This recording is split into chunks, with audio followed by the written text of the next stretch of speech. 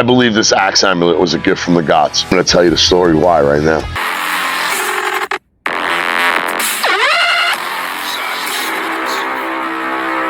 First, let me start this by saying that I'm a mundane over magic practitioner.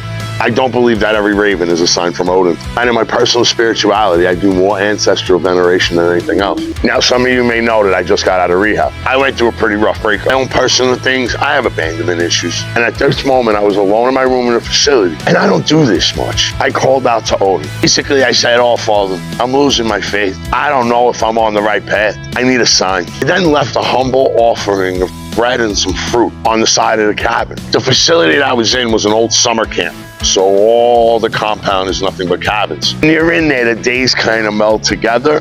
So I can't give you an exact timeline, but I will give you the series of the events as they unfolded. So the next event that happened, a man walked up to me wearing this necklace. He had his hood up kind of like this with a long gray beard. Now, I've seen these axes before, and I know they supposedly represent being a warrior or a berserker. There's been about maybe 50 to 60 archaeological finds of these in Europe and Scandinavia.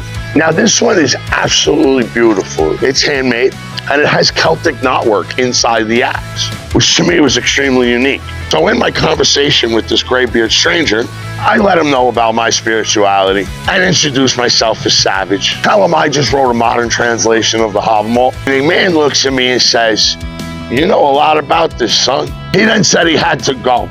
And at that moment, somebody else called out and said, "Savage, let me get a light." It's about 8 o'clock at night, and I turn around to address the gentleman that asked me for the light and give him a light for a cigarette. As soon as he lit it, I took a drag and I went to look over my shoulder to tell this gentleman that it was nice to meet him and I look forward to more conversations with him. Fucker was gone like a fart in the wind. Now, it would have been humanly possible for him to make it to one of the cabins in that time allotted, but it was about 30 yards and he would have had to full out sprint on normal human behavior.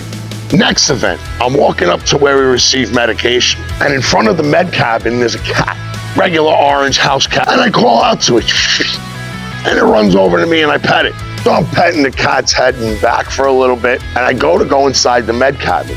While I'm at the nurse's window, the cat snuck into the cabin and was rubbing on my leg. So I bend down to pet it again, and I'm like, wow, this cat is really cute. And somebody else was like, dude, the cat's got one eye. This cat had a scar on his face and was missing an eyeball completely. I then looked down and said, "Odin," and the cat went, "Wow." I get goose pimples telling this story. So a little freaked out, I leave the cat and I go back to the smoking area. There are about 30 or 40 guys out there and this fucking cat keeps coming to me. I mean, a guy picked it up and it literally ripped out of his arms to get to me. I decided I had in my room some egg salad that I snuck out of the cafeteria, and I would feed the cat that. Didn't want to touch the eggs. Somebody else tried to feed it some bread. And then I took a piece of the bread that the gentleman had and I fed the cat and he devoured it right out of my hand. And I recalled putting bread into the offering that I gave to Odin. Now, as I walk back across the campus, go to my room to go to sleep, the cat is literally wow, wow, yelling at me. To the point where somebody said, like, "Bro, is this your cat?"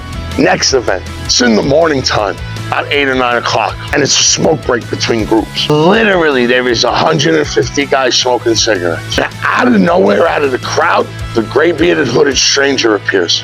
Walks up to me with his hand out and is like, "Dude, this is for you." He gives me the axe head amulet. And I'm like, "Are you serious? Can I give you something for this? You know, gift for gift." And his response to me was, "No, you do so much for the community." When I'm in rehab, I'm very evolved. I usually chair 12-step groups. I share in almost every group or meeting. And overall, I try to be a positive role model. Mostly because I'm really there because I want help, not because someone forced me to go.